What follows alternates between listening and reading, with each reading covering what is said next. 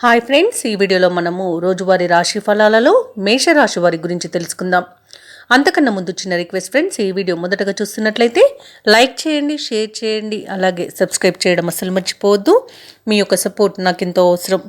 ఇక మేషరాశి వారికి చూసుకున్నట్లయితే ఎవరైతే భాగస్వామి వ్యాపారం చేస్తున్నారో వారి యొక్క ఆలోచనలు స్థిరంగా ఉండక కొంత లాభాలు తగ్గే అవకాశం అయితే కనిపిస్తుంది.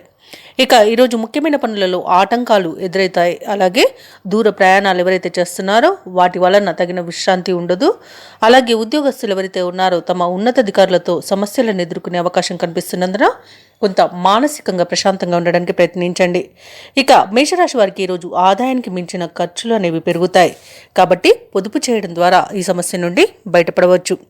అలాగే బంధువులతో చిన్నపాటి వివాదాలు అనేవి ఏర్పడతాయి. ఇక మేషరాశి వారికి రోజు చిత్రమైన సంఘటనలు ఆశ్చర్యపరిచేలా చేస్తాయి. ఆదాయం కాస్త నిరుత్సాహపరుస్తుంది.